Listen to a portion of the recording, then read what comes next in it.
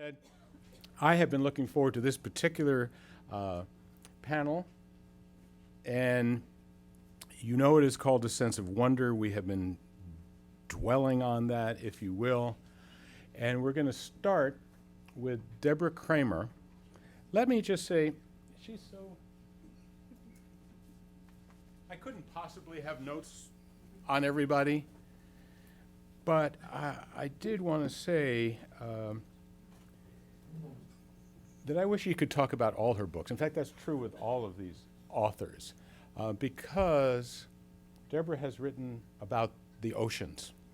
And so we could have done an entire session with her fabulous book, Smithsonian book on the oceans. She's also written Great Waters and Atlantic Passage. It's just incredible. But this book that she has out now that has been on the New York Times, no? Not the bestseller list? No. Well, it's been well reviewed in the New York Times. But it has won a number of awards.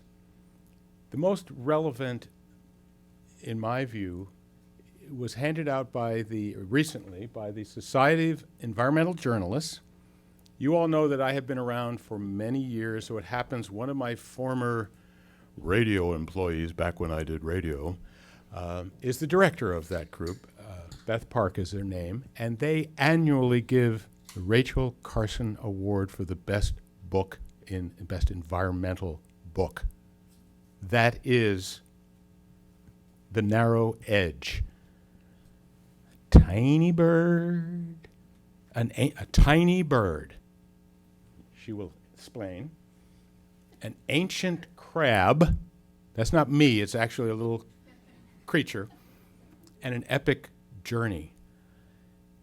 Deborah followed around the world the red knot, which migrates, she will, 10,000 miles? I don't. It's 19,000 round trip. Oh, it's only 9,000 miles, up and down. So whenever they briefly sat down, there was Deborah.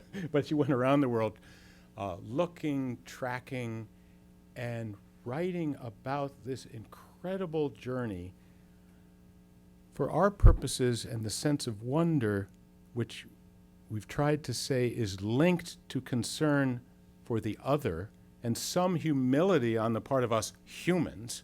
Rachel was deeply concerned about mankind's, and I use that purposely, hubris, arrogance, our belief that we could control technology, nature, etc., and these other creatures would have to get out of the way. After you read The Narrow Edge, and after you listen to Deborah Cramer, I think those of us who think we're pretty good, great primates are going to have some humility and think about those tiny birds and the ancient crabs and the woman who followed them and wrote about them. So I'm going to start off with Deborah Cramer. Come on up. Thanks very much, Bob, for inviting me to join all of you here today to celebrate Rachel Carson.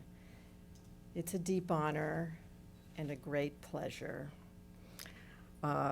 Rachel Carson was a profound influence on me and on my writing. And today I think I just want to talk about, in this brief time, a couple of her ideas and how they resonate in this book, ideas which to me are particularly, and I guess unexpectedly, timely in this bizarre situation we find ourselves in. Science was really important to Rachel Carson. She had trouble, and I'm sure this is documented in your archives, finishing any of her projects.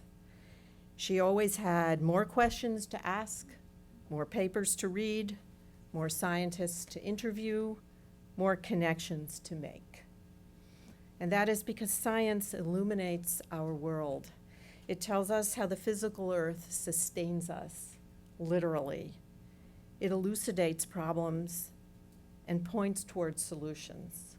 For her and for me, science is one sense of wonder. But science, as you are all aware, is having a very tough time right now.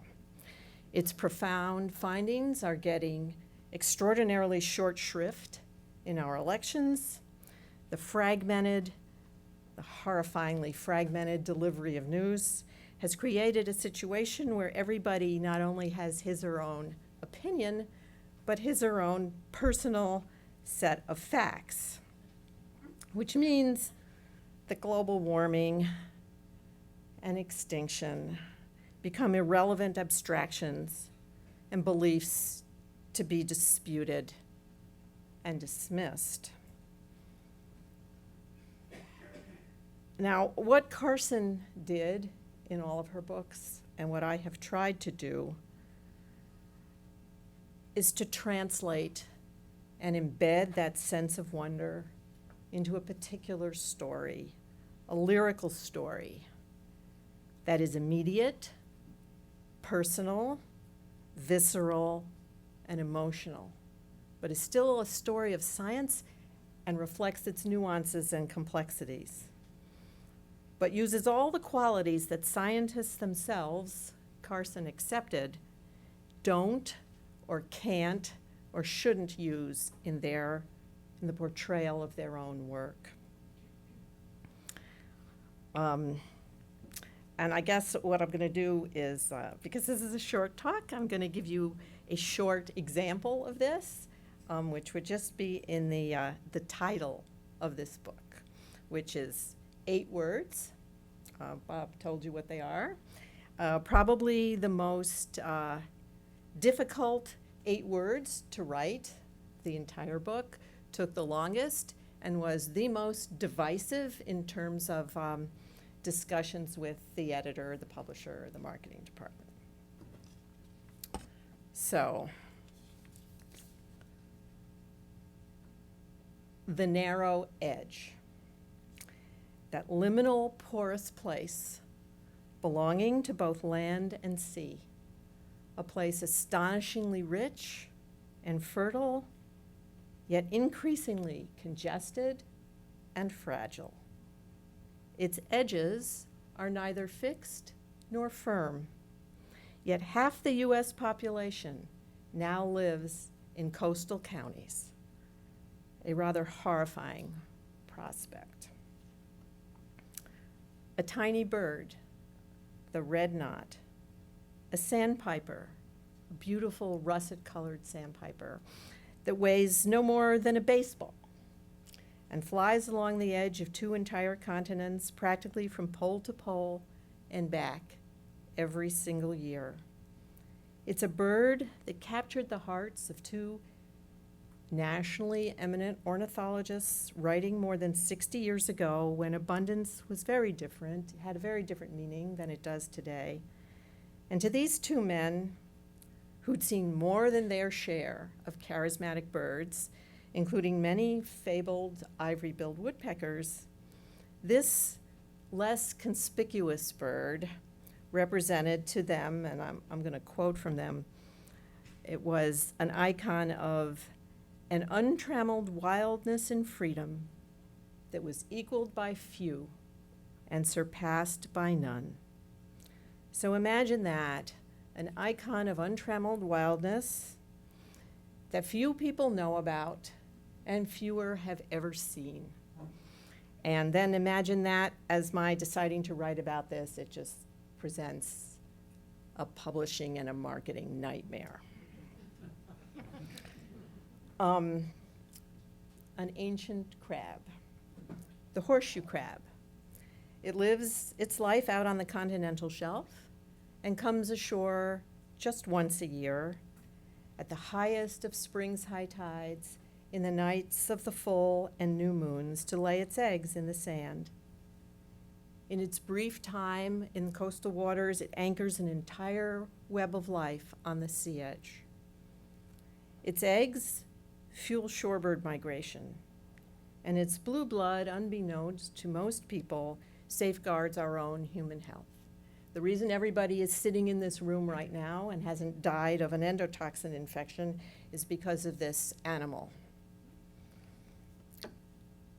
The epic journey An epic journey of birds, of redknots and their shorebird companions, traveling an extraordinary 19,000 miles every year, staying aloft for days at a time, and building their nests in one of the most inhospitable places on earth. And I know that because I actually went there. Their journey is an affirmation of life. The epic journey of the horseshoe crab, not across space like the bird, but across time. Horseshoe crabs are among Earth's oldest animals. They have survived every single one of the planet's mass extinctions, including the big one that wiped out 97% of life in the sea. They have much to say to us about tenacity. And lastly, an epic journey of people. People whose dedication, country by country, year by year, season by season, beach by beach, and across decades, are repairing our torn world.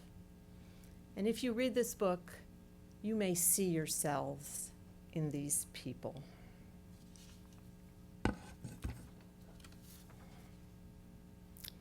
Now, after standing with these birds in remote, really remote places, like a 40-mile-long windswept beach across in Tierra del Fuego along the Strait of Magellan, a crowded resort in Argentina, alligator-infested swamps in South Carolina, shorelines literally disintegrating beneath the rising sea,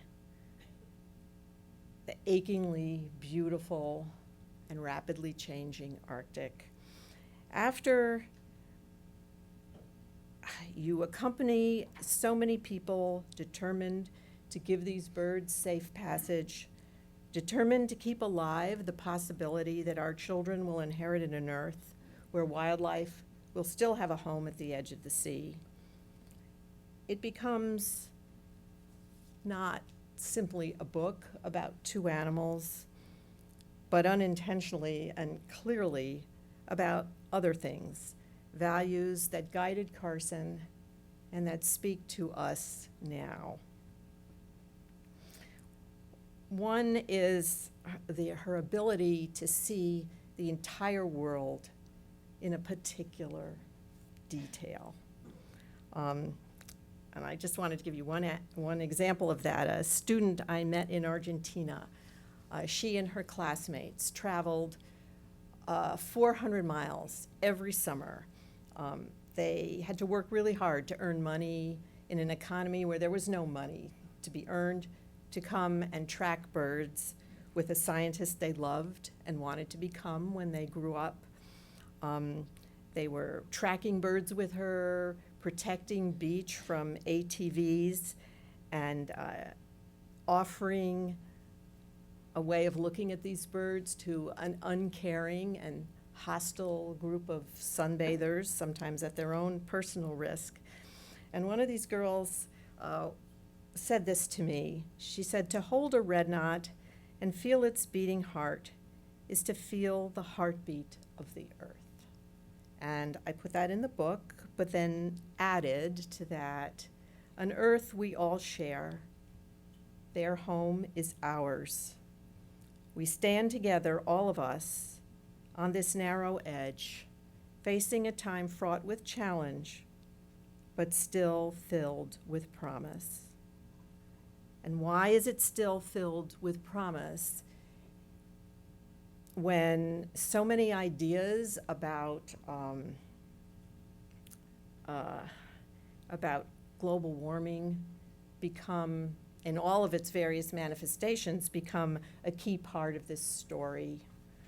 When so many ideas about extinction become a key part of this story, I forced myself to ask, adding these chapters, when is the beginning of the end? We're not really sure when it is. And then if we know, what does it matter? The red knot is a bellwether for 50 million other shorebirds. So what does it matter if we lose them or if we lose all the others? I mean, this is actually, right now, this is actually a really serious question, because the answer isn't always obvious to many, many people. And it becomes an ethical question. The horseshoe crab has been here for 475 million years. If you collapse the history of the Earth into a year, the horseshoe crab arrived in the spring, the first bird walked in the fall, and we showed up a few minutes before midnight on the very last day of the year. So who are we, such late arrivals on this planet, to be making decisions about who gets to stay and who will have to leave? So, but I ended the book filled with promise. The reviewers actually believed me when I said that, because I really do believe that. But why? And the story of these animals living their lives under increasing duress is a story of tenacity, resilience, grievous loss that can turn toward renewal, and in some places has, beauty which still abides, wonder, awe, and faith in the earth. And all of these were qualities and values of Carson, and they guided her, and may they guide us now. Thank you.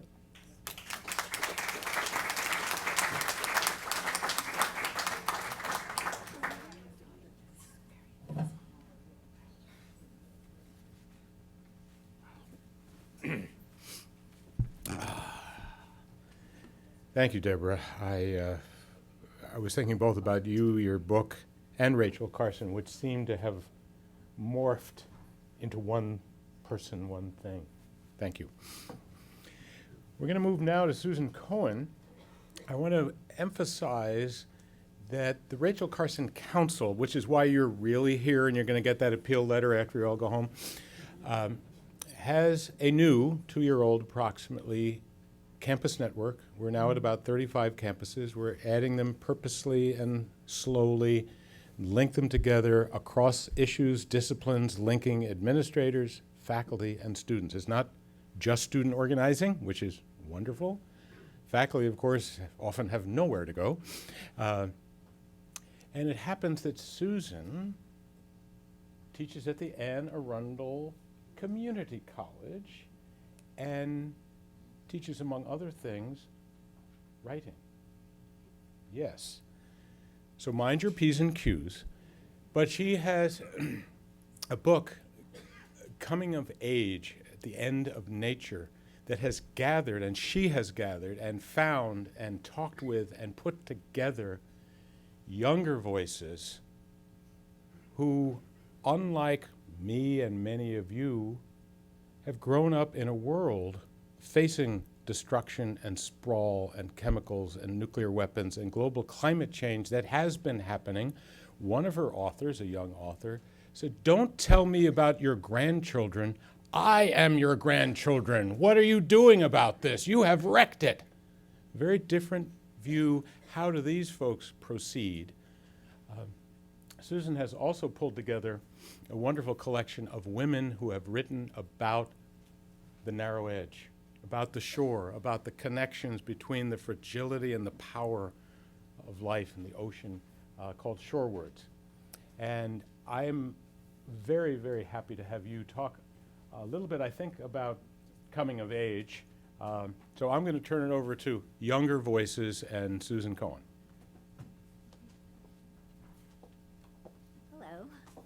Hello. I'm soft-spoken. Can you hear me well enough? Yeah? And I am going to look at some notes. So I'm going to be talking about this book, Coming of Age, at the End of Nature. You might recognize the title from Bill McKibben's 1989 text. And one of the reasons we did that is we wanted to get the voices of millennial writers. So my co-editor and I, Julie Dunlap, I don't know if any of you are familiar with her work, we sent out a call for papers, and we waited to see what would arrive. And so I'm going to talk a little bit about what the millennials have to say, because it's crucial that we hear what they have to say. So So let's see. So I'm going to talk about how Rachel Carson's legacy of a sense of wonder and an imperative toward activism is both embraced and revealed in the writings of many that generation. And what we thought was that we needed to hear from this generation. There's no collection like this. We found this out when we sent it out. Trinity University Press picked it up because they said there's nothing like this out there. And we thought we needed to hear from this generation because they are the first generation to have had environmental education since preschool. They are the first generation to have learned the mantra, reduce, reuse, recycle from Sesame Street. They are the first generation that could see really tangible evidence of changes in the climate. I have this little list here. And who could not avoid the very steady stream of information about ice caps melting, garbage islands floating in oceans, oil spills killing wildlife, massive shifts in ecosystems due to pollutants, and so on and so forth. So if we think about this generation, and we're talking about people who are between the ages of about 18 and 34. So that's the group. And there's actually a difference in that group when we look at some of the studies on them and their attitudes. The younger group, the 18 to 24, not the 24 to 34, but the 18 to 24, have a deeper sense, at least 36% of them rather, believe that climate change is real and they're involved in some kind of activity related to it, whereas the older group is a lower percentage. It might surprise you, however, to know that my generation, baby boomers, we are 51% sure that climate change is real in these same studies. What's also interesting is that the younger group is 10% report that they are active in some kind of climate or environmental activity. That older group, the 25 to 34, are not. We don't have all the reasons why. I'm going to posit that they are now, working, starting families, and things like that. But that they are not as engaged as we would hope tells us that we need to talk with them, but they need to talk with each other. So I'm going to tell you a little bit about what's in this book and what happened when we sent out papers. So we sent out this call for papers nationally to professors, to anyone we knew who was involved with young people. And we started to get submissions, hundreds of submissions. The initial call asked for essays, poetry, and fiction. The final book, this final book, has only 22 essays. So that was 4 years ago when we sent out the call. And while you'll only, if you read this book, see the 22 essays that are included, we got to see a much broader vision of what they had to say. So what we found was that the young writers, were exploring a wide range of themes, including issues paramount to young adults. Having children in an overcrowded world, seeking a home in a time of rising seas. One of our writers talks about the aftermath of Sandy, right? And I got my pages mixed up. Sorry. The coping with severe drought. If you're living anywhere in the Southwest, in California, they're concerned about that. Interestingly enough, many of them, not all of them are published in this collection, were interested in maintaining a spiritual practice in support of nature, which I found fascinating. They had issues about a number of them had gone to some very elite institutions. They got their degrees, they got jobs, and then a particular writer, Cameron Conway, sits at a table in a restaurant with his girlfriend, and he says, I hate what I'm doing. I want to do something to change the world. And they happen to be sitting in a Thai restaurant. So what do? They go to Thailand. So we have, and that's a backstory, and that's not, I don't think, in the book, but that's a part of the backstory. So we listened to what they had to say. They ask a lot of questions, too, that will resonate with everyone. How do we define materialism? One of the young couples is going to have a baby, and they're both sets of grandparents are forcing things on them, and they don't want them.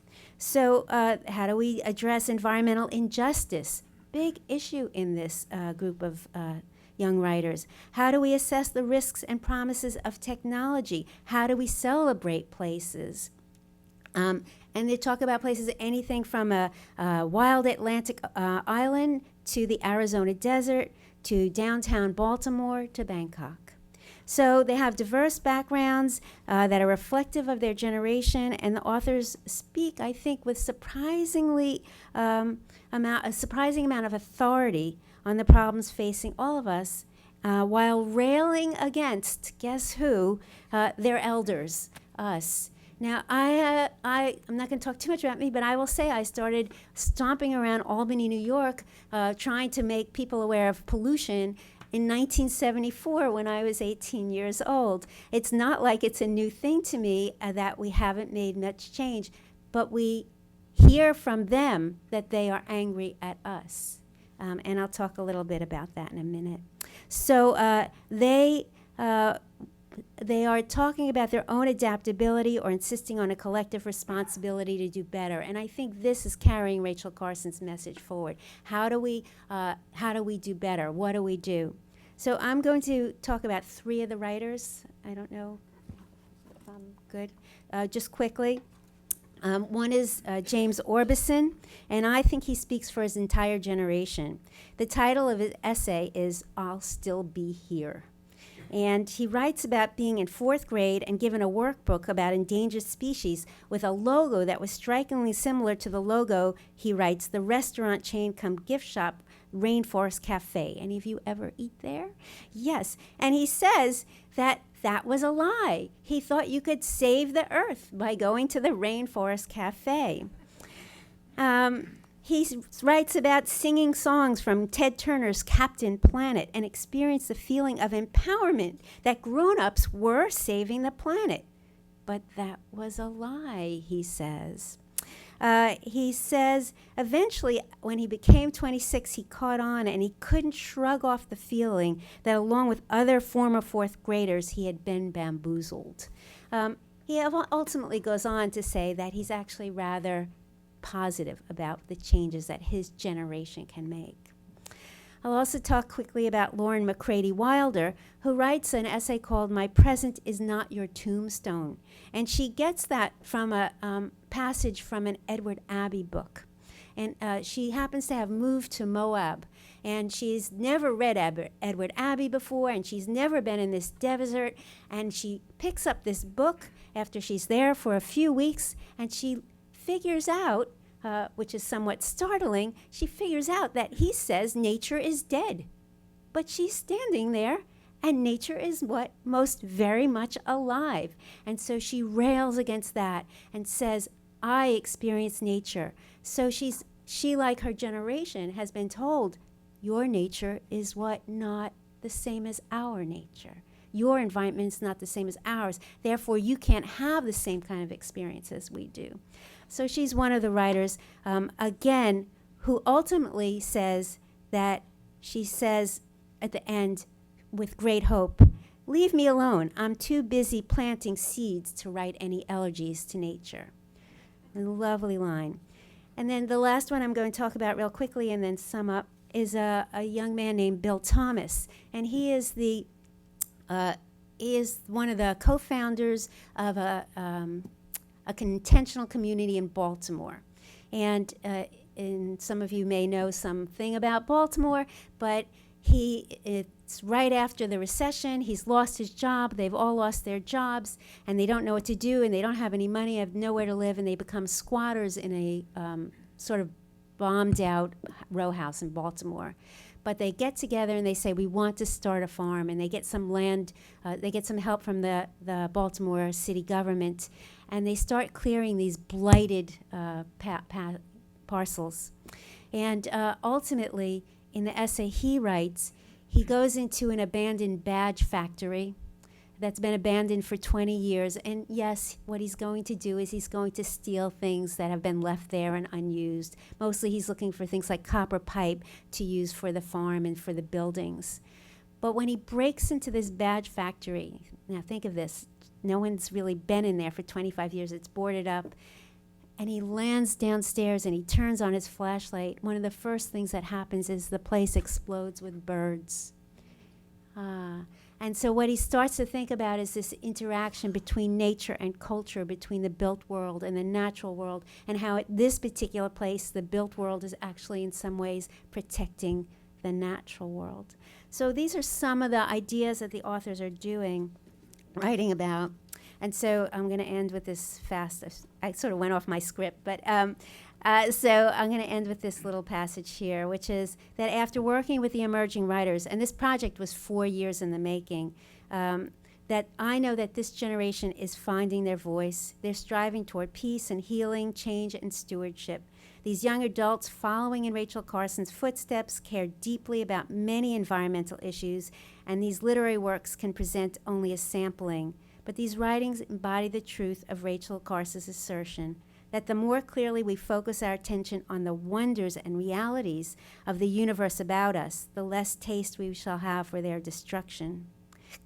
So I recommend that we think about the lessons we need to share with the next generation, and that it is important that the young voices get heard.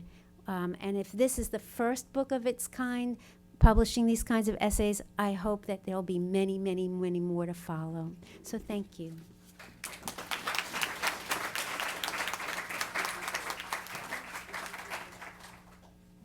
Thank you, Susan. Let me get near the microphone. Our next panelist is, I'm going to sound like Donald Trump, amazing. She's a good person. Melanie Choukas-Bradley is one of the most beloved, accomplished nature writers of our place, where we live, in Washington, D.C. and the surrounding area. She also, as we've been talking about a sense of wonder, leads walks and observations with kids and junior high people and all those squirmy beings that are being introduced, as Rachel Carson was, to nature. It's clear to all of us, I think, that unless we can continue to instill that love, whether it is in the built suburban, urban environment or wilderness, in a new generation and nurture it, there will be very little hope. So Melanie is the author.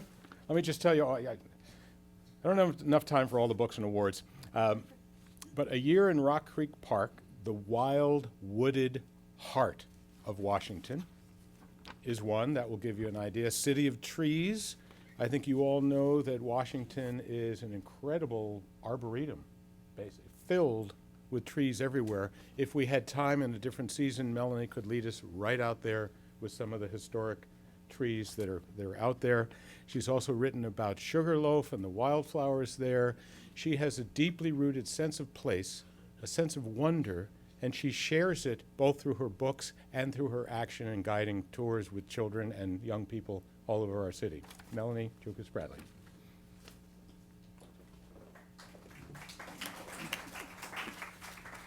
Oh, it's wonderful to be here with kindred spirits. Thank you so much, Bob. I just want to point out that if you haven't looked out the window yet, this is probably one of the most stunning views in Washington. You're looking right down on the Capitol grounds. You can really appreciate Frederick Law Olmsted's design. And right now, the trees are in their glory. We've got, a lot of them have lost their leaves, so you get to see the architecture of the bared crowns. But there's these glorious splashes of color, too. And if you kind of peek around, we've got a great view from the ladies' room. That's if you kind of peek around, there's this flaming ginkgo tree right over there. So I'm going to talk about sharing a sense of wonder. Is the mic okay here? I hardly ever use notes when I'm speaking, but I wanted to get it right down to 10 minutes, so please bear with me. I am going to rely heavily on my notes. And I'm going to start out by reading from Rachel Carson. One stormy autumn night when my nephew Roger was about 20 months old, I wrapped him in a blanket and carried him down to the beach in the rainy darkness. Out there, just at the edge of where we couldn't see, big waves were thundering in, dimly seen white shapes that boomed and shouted and threw great handfuls of froth at us. Together we laughed for pure joy. He, a baby, meeting for the first time the wild tumult of Oceanus. I with the salt of half a lifetime of sea love in me. But I think we felt the same spine-tingling response to the vast, roaring ocean and the wild night around us. That's the opening paragraph of A Sense of Wonder, which was first published in 1956 as an essay titled, Help Your Child to Wonder. So, the Saturday before the election, I do think in time now, you know, the before and the after, I led a family nature hike for the Nature Conservancy in Rock Creek Park. Maya, the youngest participant, was the age Roger was when his great aunt took him down to the sea on a stormy night. The oldest child, Sasha, was 10. Inspired by Rachel Carson's words, I didn't so much want to teach the children about nature as to share the sense of wonder with them.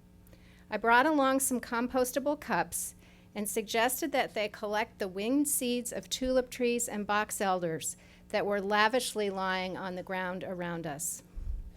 Remembering my own children at those ages, I was pretty sure they'd enjoy collecting seeds in a cup. Then I led them over to Boundary Bridge, an 81-year-old footbridge crossing Rock Creek at the Maryland-D.C. line. The bridge was built as part of FDR's New Deal, and it looks like the footbridge in Monet's garden. That might be a little bit of a stretch. The children had no idea what was going to happen next. I suggested they toss their winged seeds through the railings. To their surprise, the seeds took flight from the bridge, whirligigging with perfect helicopter precision and sailing out over the creek. Over and over, they tossed their seeds from the bridge, shrieking with delight over the airborne trajectories of each tiny winged seed that carried the embryonic cargo of a mature tree and all its progeny.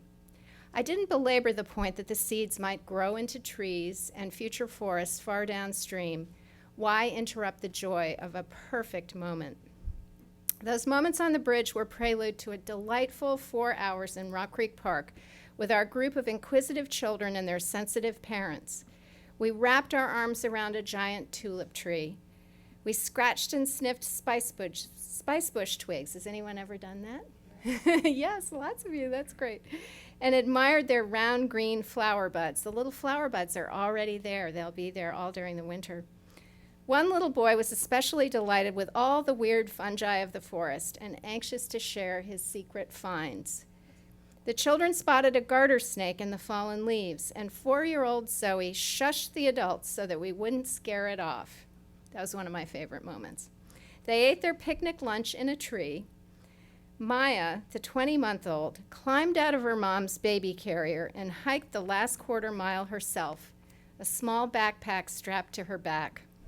For 4 hours, no one whined, complained, or interacted with anything electronic. We were fully and joyfully engaged with nature. On the Saturday after Election Day, I led a group of rather shell-shocked adults on another field trip, this one right in the neighborhood. For many years, I've led tree tours of the Capitol grounds for the U.S. Botanic Garden. The day was perfect, clear, cool, and breezy. The newly renovated dome showed off its sparkling white splendor, and the trees held scarves of bright colors like they do today as they revealed the newly bared architecture of their crowns. It was the sort of day Frederick Law Olmsted envisioned when he executed his plans for the grounds in the 1870s and 80s. He is, of course, the landscape architect who also designed Central Park and many parks throughout the country. The scene held more of an air of brilliant promise than the inner landscapes of the 35 adults on the tour. As we stood in the warm tropical conservatory introducing ourselves before the tour, several people expressed a sense of post-election despair and said, "I'm here because I need to be." Once outside, I led the group over to a large bur oak tree at the base of the hill. I told them that the tree was in the cleverly named Witness Tree Protection Program of the National Park Service. This tree has been through both 20th century world wars and Vietnam, I said. It was here through 2 Roosevelt administrations, 2 Bush administrations, and 1 Clinton. This species can live for 600 years, I said, so if all goes well, it will be here through whatever this next phase holds for us. Crossing First Street, that's First Street Southeast, is on the other side of the Capitol, near the Botanic Garden. We began to explore the trees of the Capitol grounds. We beheld a thriving young cedar of Lebanon, which is the emblem. It's on the Lebanese flag. It's their national emblem.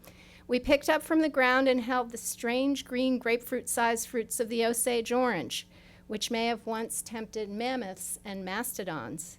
We admired sweet gum trees, a species Alexander Hamilton wanted to establish as our national tree. We nibbled the fruit of a former national champion jujube. It just got dethroned this year by a tree down in Norfolk. Inhaled fragrant bald cypress cones and touched the fuzzy buds of several magnolia species. I told them that George Washington and Thomas Jefferson were serious tree lovers. And Jefferson once said, "The unnecessary felling of a tree, perhaps the growth of centuries, strikes me as a crime little short of murder. It pains me to an unspeakable degree."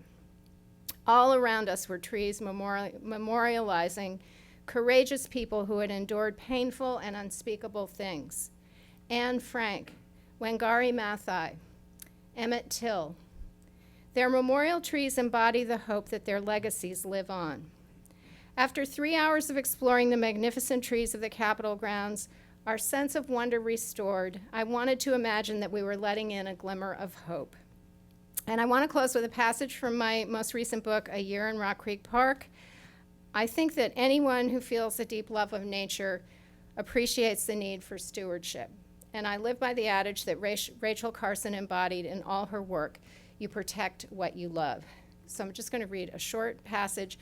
This book is it's a year-long nature memoir in Rock Creek Park, which runs right through the heart of our city and was created in 1890, the same year that Yosemite was established as a national park. And it's mostly filled with joyful observations of nature, but I also have some very serious threads running through the book. This is a May entry. At an Earth Day event, a cantor and percussionist delivered some African proverbs, and feeling inspired, I jotted them down. Do unto those downstream as you would have those upstream do unto you. I guess that's pretty timely for our next speaker.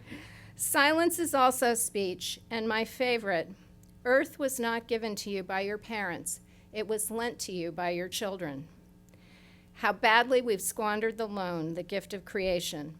A friend and fellow author once said to me, future generations will look back at us and the way we've handled the environment and ask, what were they thinking? Yes, what are we thinking, and can we think again?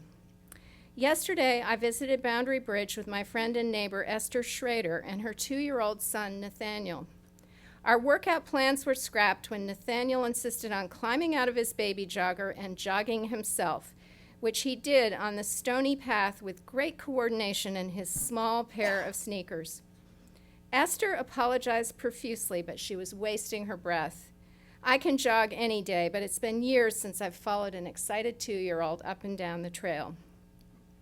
Once we slowed down a bit, I showed Nathaniel how soft and felt-like the maple leaf viburnum can feel in his small hand, and how he can gently lift the top leaf whorl of the Indian cucumber root plant to find the dangling green flowers with their red pistils underneath the leaves.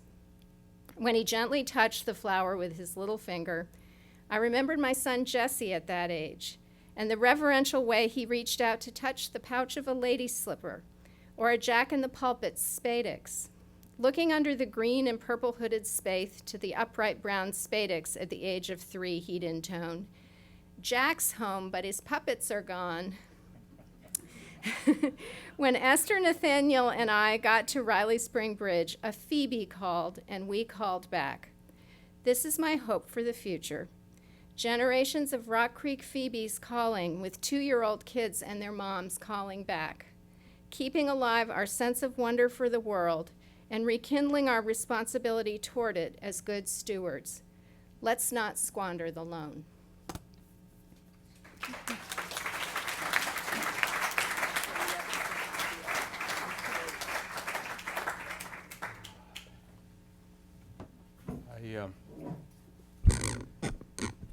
Someone crazily put me on the panel with these women. I'm going to truncate my remarks as an official panelist to keep us on time, but also what more is to be said. It's just amazing to me. But I wanted to say just 3 little things and read a little passage from my new book, Washington in Spring, which is a nature journal for a changing capital. First, Melanie, thank you for that verbal tour of the Capitol grounds. It happens that those grounds were also toured by a free black man named Solomon Northrop, who appears in my book, Washington in Spring. If you hadn't read the slave narrative, or if you've seen the film 12 Years a Slave, you know he was a proud, educated, wonderfully free African-American man from upstate New York. He was lured, giving promises, brought down to D.C., and while he was still free, he walked around these grounds, the very same trees that Melanie is talking about. And then he was kidnapped, captured, put in chains, held in a house not far from here, and then taken on a boat down the Potomac, past Mount Vernon and other sites, and writes about how he wishes he could be like the birds and the verdant fields, to be free. And so those trees and our connection to them and their incredibly long, powerful stories are quite worth remembering. So thank you for that tour, and I'm looking forward to the actual tour, and I'm going to the ladies' room to look shortly. I also am reminded about Roger Christie and that incredible story of him being carried by Rachel down the slope into a storm, bundled it up at age 2. Roger Christie was, as you know, adopted by Rachel. He now lives in Massachusetts and Maine and is the chairman of the board of the Rachel Carson Council. He couldn't be with us today. But that creation of sense of wonder that she brought to Roger and to all of us was stimulated by another book that I'll try to describe in a short paragraph. That whole notion of a sense of wonder that you needed to carry this caring, observing, walking, being to children came from Rachel Carson's very good friend named Ada Govan. And Ada had been a very popular writer in the 30s.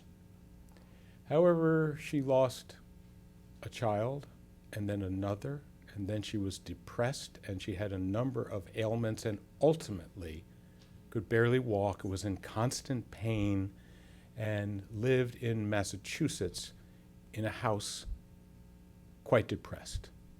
And she tells this story in the book, 1941, Wings at My Window.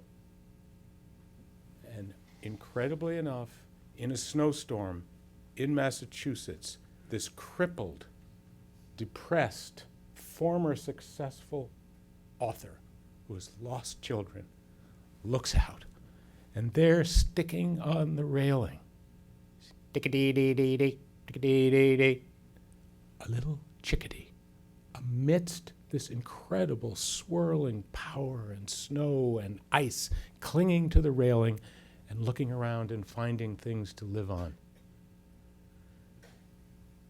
She took heart from that single tiny bird. It wasn't a red knot, it was a chickadee, and began to slowly put out seed, put out suet. Other birds came. She wrote to a few friends in publishing, said, I need bird guides. I need to know who are these little birdies out there. They sent her books that I am certain are those that are mentioned in the beginning of my book, Rachel Carson and Her Sisters.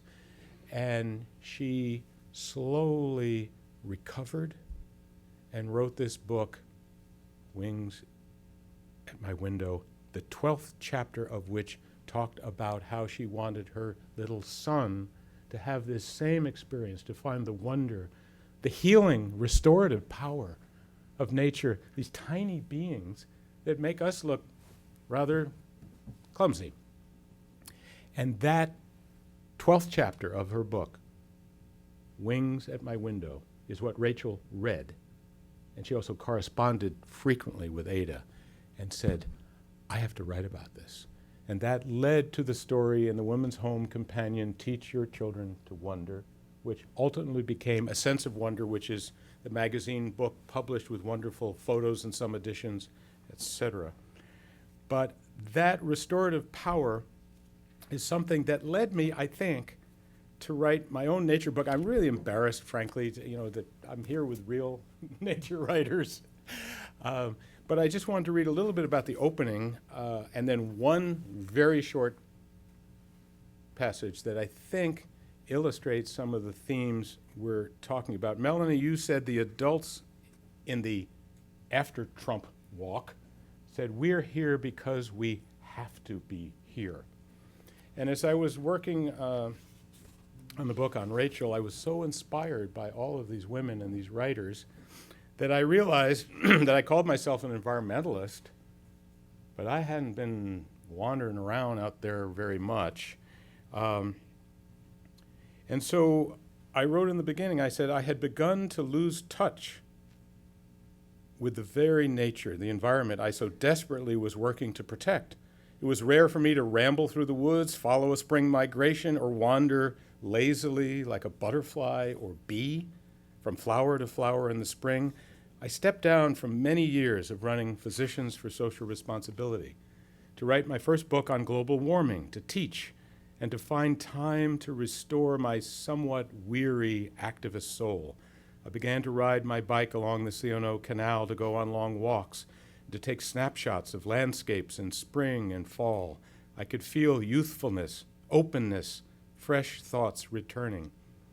But I was not yet ready to stop, linger, observe, or feel real kinship with the nature all around me. It was the women naturalists, scientists, birders, and advocates about whom I wrote who slowly drew me into a renewed, deepened connection with and love for nature.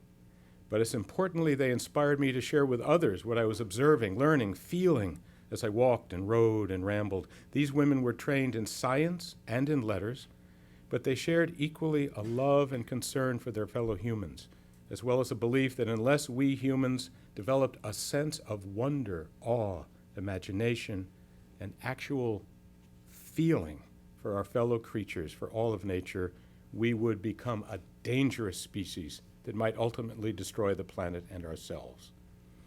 And so they reveled in nature and wrote about it in hopes their readers would step outside to see and smell and touch and feel the glories of the springtime. But like our younger writers, Susan, I said, you will find as you read in this nature journal of a changing capital that though I returned to nature and the glories of Washington in spring, I could not always ignore or escape the signs of slowly, steadily changing flora and fauna in our capital. The nature writers of 2 and 3 generations ago who inspired me did not fully face, as we do, the threat to nature and to humanity from rampant development, depletion of natural resources, the continued use and spread of toxic chemicals, or of global climate change. I have worked and written on these subjects as an academic and as an environmental and public health advocate. I have appealed to the facts of policy and of science. But I have come to believe that you and I must listen, not just to the facts, but to our senses and to our hearts. For that, we must find ourselves in nature and the discovery of self and spirit that it brings. That process that I have been led to by people like yourselves is absolutely essential as we face a Donald Trump, the name that must be named. The threats to our institutions, to our trees, to our children, to our water, to the planet itself. But I did ramble along throughout this area, and you can read about that, but I'm just going to read one little piece because we have been talking about how Rachel's sense of wonder, her imagination, her ability to personalize, to write, sometimes to almost anthropomorphize creatures, helps us relate to them and not fear or disdain or crush the other. And so among many, many, many pieces here, I was wandering along the C&O Canal. I ride my bike, I get off, I look at the flowers, the birds, the skinks, well, everything out there. And I came upon this little section, it's just called A Buzzard Beauty. A thing of beauty is a joy forever, but would Keats have meant a vulture? In the background of my rasping flycatcher sits majestically some buzzard. It's close at hand and in my sights, binoculars. So it looks as huge and mighty as an eagle. It's posed upon a large log that has fallen to make an ideal artist's stand. The wingtips are white, the tail is short, the head is black. It is not a turkey vulture. Soaking up the sun, the rays upon its back is a black vulture, resting, warming up, its giant wings spread wide in full repose. The shades of color on its back that I have never seen amidst the shining ebony, subtle browns and coppers and charcoal gray glint against the black. Its feather wingtips are spread out, each one with 6 long, shimmering, separated feathers that reflect the steady sunlight to our rear. It was buzzards that Mary Austin celebrated when writing of scavengers in the western desert. This woodland vulture near me deserves my new respect. It cleans up after all the predators out here who leave behind remains to rot. But because it lives off such fetid, horrid stuff, soars high above the dead, we revile vultures of all kinds. I stand and briefly try to worship along with this grand and glorious bird. I spread my arms in kinship and look up toward the sky. And now,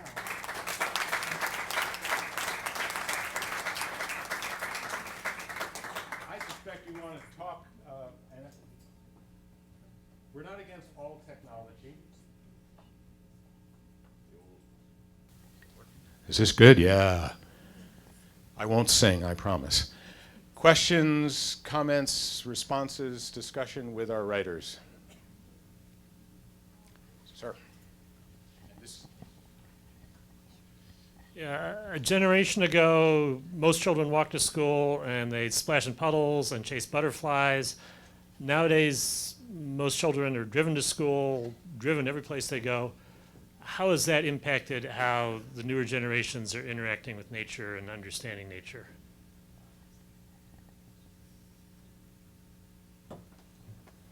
Whatever works. We can do I'm right here soft-spoken, or you won't hear me. So what we're finding, at least the writers that wrote to us, is that they are actually rebelling against that. I'm sure you've heard of free-range children, parents trying to make sure their children get to walk to school. And in Silver Spring, there was an incident where family actually had their children taken away from them for a few days. I think there's a backlash starting, but I don't know how strong it is. But I would agree that it's a problem. Also, parents are a lot of parents working 2 jobs, and they don't have time to take children out into nature, and they don't have the words to explain nature. So it's an interesting problem when kids get environmental education in school, but it's not reinforced at home. This is one of my opinions, and it comes through in some of these essays, that lack of reinforcement, or the ones that were raised in the wilderness and communes, and so I'm seeing that big divide. Anyway. How does this mic work? It's probably a Press the button. red button. It looks Oh, like- it's on looks now, neutral, yeah. but it's not. I really appreciate your question. I am so happy to hear about this backlash. I don't know that I've witnessed a real backlash yet, but I always hope for it. I think everything good starts with a sense of wonder. And it's not just that you lose your connection with nature when you're overly programmed and you're on electronics and you're just not out there. But your imagination, when you're out in nature, your imagination just comes alive, and everything that's good about humanity comes from that. So it is something I really worry about, and I hope that there will be, a growing, I hear it from a lot of parents, and I was like this too when my kids were growing up in this area. They have band practice and kung fu and all these activities, and they're just very, very programmed. And I compare it to my childhood where I grew up in Vermont, I just ran wild for years.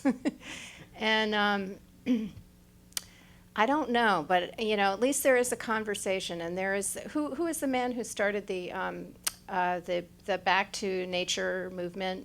What's his name? Bob, you're nodding your head. I'm just blanking on his. Poll the audience. Yeah, Last Child in the Woods. He wrote Last Child in the Woods. Yeah. Richard Louv, thank you. Yeah. So there are voices out there, and I really hope they're heard. Especially now. And I feel it personally. I'm an adult, but I need to be in nature now. I was walking along Rock Creek yesterday evening in the mist and the rain, and one of the things Rachel writes about is how wondrous it is to be walking in the rain. I just wanted to get lost, I think that's probably a pretty healthy response to what we're dealing with now. Deborah, you want to say, and then we'll go to. Yeah, this will just be really brief. And I live in north of Boston.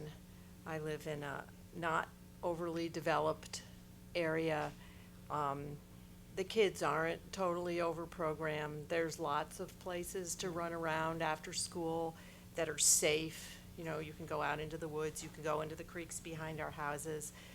The limitation is not the technology and the sort of being on your cell phone all the time and Facebook all the time. The limitation is Lyme disease. Our entire neighborhood has had Lyme disease. You can't let your kids go out there without spending hours looking for ticks afterwards. And that is the thing that is keeping kids inside. Yeah, when my kids were growing up, we did nightly tick checks. That was just part of our, primate routine. I see But another I've had Lyme disease too. theme I know for it's coming an of issue. age at the end I of know. nature. I was just wondering, what's going to happen with this hopeful new policy for No Child Left Inside? There was a movement and hopefully some legislation. And I wondered, what do you think is going to happen in the future about this? I think. I think that in Maryland, we passed some legislation on environmental education and outdoors, All right. But Ellie would know better than I. Yeah, and the Audubon Naturalist Society has done a lot. They have their whole Green Kids program, and they're working with the schools, and they have a preschool where the children are out much of the day. So there is a real desire for it. I don't really know what's happening. There is a movement. And there have been a little bit of legislation. Yeah, and I'm just not up to date on that. Is anyone up to date on the legislation and how it's being acted upon? Yeah. Sarbanes has been very much. Yeah, good. Okay, over here. So I'm going to do something they tell you never to do. I'm going to talk about my age. It's great to talk about kids. It's really great. I'm really inspired by your essay. It sounds a collection of essays. It sounds beautiful. And I love all the nature writing. I'm a nature writer myself, and I read a lot about urban nature. So I'm really with you. But I'm going to make a plea on behalf of Generation X, my generation. It's amazing how many people to me don't even know what Generation X is, because we're so darn small, because the time period when I was born was the first time period when there was effective birth control that many women could be in charge of themselves. So there's a whole time period in environmental literature where you read people saying don't have children because it's a bad idea for the earth. If we all stop having children, it'd be a better idea. It's amazing to find these things. You find them sometimes in the library, something written in 1968 is very fashionable. It was so rare during the time my parents, during the period when they had kids, schools closed down everywhere. There are very few of us here, so our voices are not very loud. But I'm going to plead with everyone in the room. We are here, we are ready to take the baton, and it is not us and them. There's a great age group in between there that is so ready to take the baton. And I'm going to give you an example from the health and human services side of things. I want you all to leave being inspired by what I'm about to say. People in my age group are lying like crazy about how old they are because it's impossible for them to get jobs. I know 4 people looking for full-time work right now, all of whom are very talented in my age group, none of whom can find employment, all of whom have chopped 10 to 15 years off their resumes. I know people going and getting their hair dyed before they go on interviews, and my one friend describes it as everyone wants to hire the magical unicorns of the millennial age, and they don't want us anymore because they associate us with boomers. We're old, we're already being recycled. We are at the peak of our work. I heard someone behind your clap, so now's the time, clap. We are ready to inherit that baton and run like hell because for one thing, we're not gonna have anything to retire with, so we're gonna be working for at least 40 years from now on. Here's my hand, give me that damn baton. I am so ready. I taught my kids about nature. I grew up with Sesame Street. My earliest TV memory is that Indian crying about pollution, okay? It wasn't the people younger than me. It was me. Those are my memories, and I'm ready to take it. Don't forget us. Now, here's the inspirational thing I'd like to leave everyone with. A friend of mine is doing an article. I'm a writer, so I have a lot of journalism friends. A really good friend of mine has an article coming out tomorrow about the AIDS crisis, which, of course, we should all remember is not over, and for World AIDS Day, which is tomorrow. And he, right after the election, began realizing that people our age were not talking about what they had learned during the Bush years because they didn't want to be associated with being old. And suddenly he realized that no one remembered ACT UP. If anybody remembers ACT UP, those were some kick-ass AIDS activists, okay? And they were all in my age group. And they have a lot of information to share. And he went out and interviewed them about how will we handle Trump? What did you learn during the Bush years? Look for the article tomorrow, you'll see it, and you'll know it was my friend. Please do this. Please talk to people in my age group. We handled George Bush. We're ready to take on Trump. We have a lot of energy, our numbers are small, but you need our knowledge base. As you retire, we're the bridge before the millennials get there. Thank you.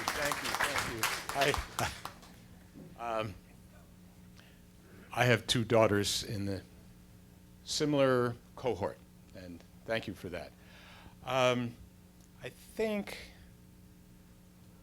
we should begin to think about thanking our panelists and writers who have brought a sense of wonder to us.